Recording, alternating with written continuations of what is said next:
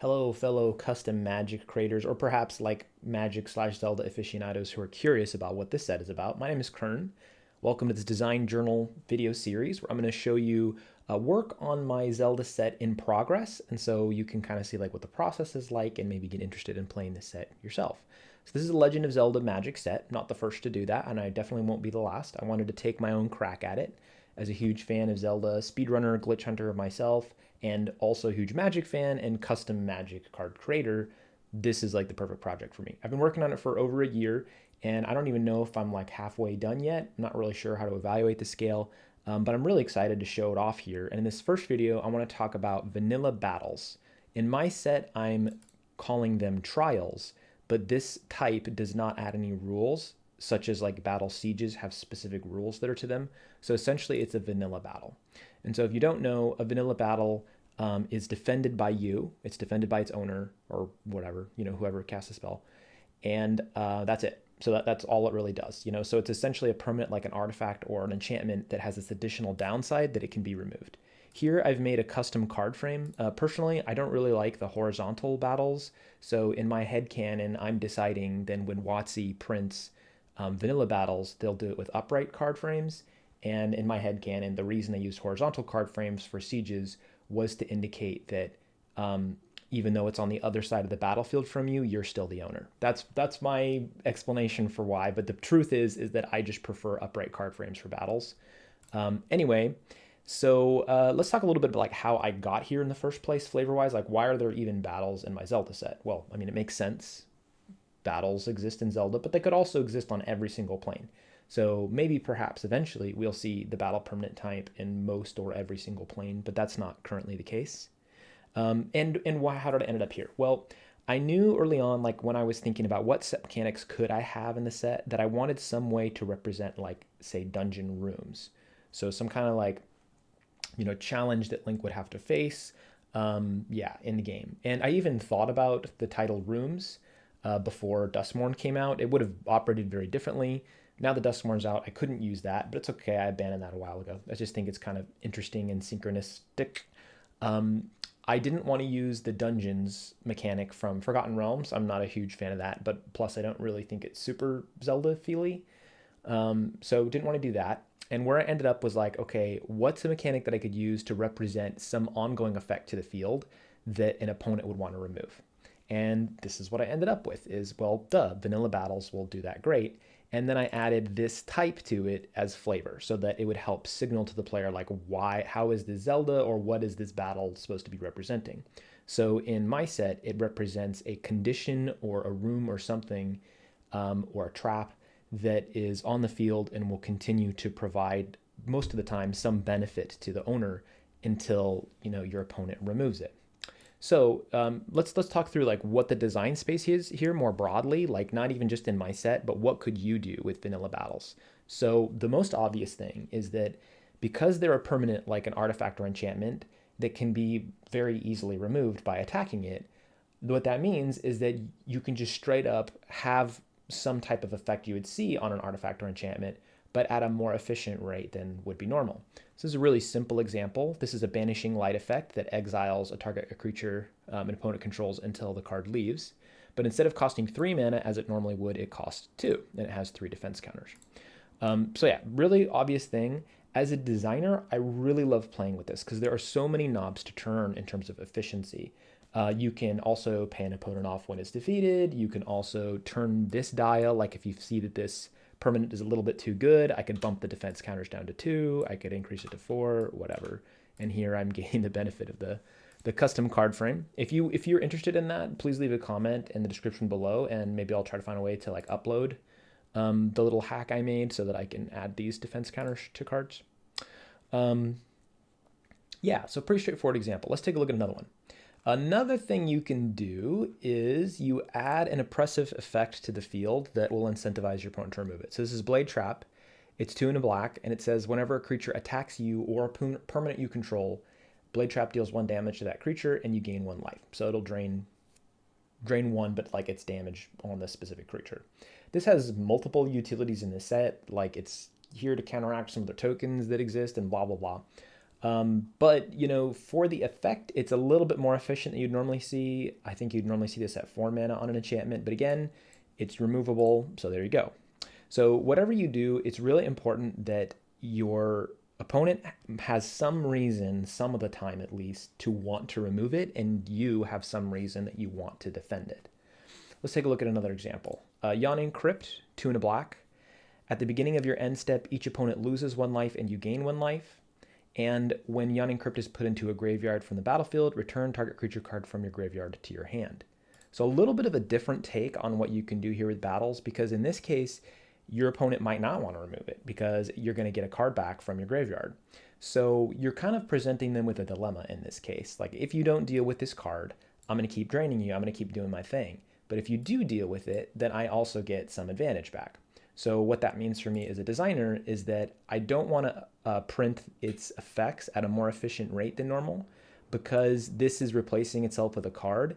I am already dealing with the inherent card disadvantage in creating, adding a permanent to the field that is a little bit easier to remove. So I don't want to make the card more efficient than normal. But it's really cool that it like kind of puts the ball back in the opponent's court.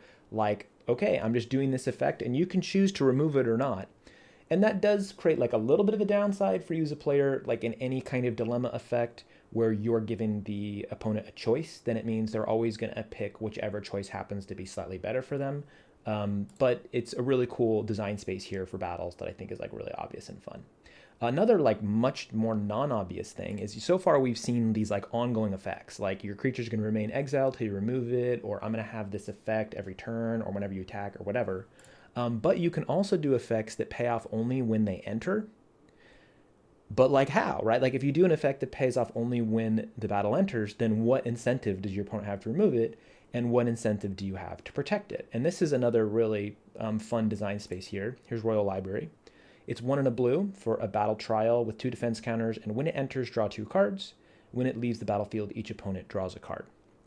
So it's a draw effect with a downside, and so there's other cards that are printed like this. I forget them off the top of my head, but like, you know, creatures that draw 2 when they enter, but your opponent gets to draw 1 kind of thing. So basically the benefit to you is immediate, and the downside is that if an opponent's able to remove it, then they get to draw a card. And it's important here on this particular card that I say leaves the battlefield, because I don't want a player to be able to too easily like bounce it or otherwise sacrifice it or something, and get around this downside too easily. I mean, that could be like some fun design space, or maybe they do bounce it, let their opponent have a card, and then replay it to draw 2 additional cards. Like that could be fun, but I didn't want to make it too easy to circumvent this condition. In any case, I think maybe it's okay for me to have a 2 mana draw 2 at common. I don't know. But in any case, it's fun design space here. There's a lot you can do with battles. Like maybe I need to upshift this to uncommon. I don't know. You tell me. So let's talk about archetypes. I'll show off the first archetype here. I wanted the blue-black archetype to, well, first of all, let me back up just very slightly. With my set, like a major goal is not just the normal way of like, okay, let me come up with set mechanics and then what archetypes could support that. I didn't do it in that order. Like I did think of a bunch of set mechanics, but before I even thought about like, okay, how am I printing cards here and what archetypes can emerge from where the set archetypes happen to be appearing in those colors. I don't know if I'm making any sense, but my point is that I kind of went directly to archetypes and I said, how can I make each archetype feel distinct? And I can even design set mechanics to serve those archetypes. Because my goal is when you're drafting, I want it really to feel like Zelda thematic. Like I don't want it to feel like normal Magic with a Zelda skin on top. So the blue-black archetype is focused on trials, and trials, as you can see from these cards so far, really lend themselves to a tempo strategy, either because the card itself is more efficient, or because it has some potential downside that is mitigated if you're able to successfully defend it. And so, first of all, a really aggressive strategy in general is going to appreciate battles because of the efficiency, but specifically tempo is going to get a lot out of it. Take the Royal Library, for example. If you can so control the battlefield and you're being so aggressive, otherwise you don't give your opponent time to deal with this, then your opponent never gets the card. So blue-black strategy here is battles and tempo. And it's the thing that I like the most. It's the strategy I like the most in the set so far. and it's really flavorful and it fits really well with the set mechanic. So here's an example. This is Ambush from the Dark. It itself is a battle trial. It costs 1, a blue, and a black. It has 3 defense. It has flash. And when it enters, create 2 1/1 black minion creature tokens with when this creature dies, proliferate. And whenever Ambush from the Dark or another trial you control leaves the battlefield, draw a card. So first of all, some interesting other types of design space here that I haven't shown off with these battle trials. In this case, there's no benefit to remove the card. Your opponent will not want to defeat this card. However, if you end up having another battle on the field, now there's incentive to actually remove it, which is a really weird design space. Like, it just is basically a sorcery card, or not a sorcery, it's actually instant, right? Because it's got flash that, ambushes an opponent. But it has it unlocks essentially this other life that exists for this card if you're able to get another trial down. So this works really well, I think, to signal that this is tempo, to signal that this really cares about battles. Of course, he is naming the trial type in particular here, and the card draw is really going to help you when you're playing this strategy that has this inherent card disadvantage. So I think it's doing its job as a signpost pretty well. Let me talk a little bit more about how this archetype works and just battles in general. So if you're going to have a lot of things that need to be defended, then you need creatures that can defend it. And one direction you can go is just straight up print cards with defender on them. And that's not a bad idea, and I may end up doing a bit more of that, but it also has the potential to create some ground stalls, and I don't want that. And so I don't want the defender cards to be super common, and the blue-black strategy to rely on them super heavily. Like, I might print a couple, but I really don't want there to be a ton of defender cards in the set, creating ground stalls.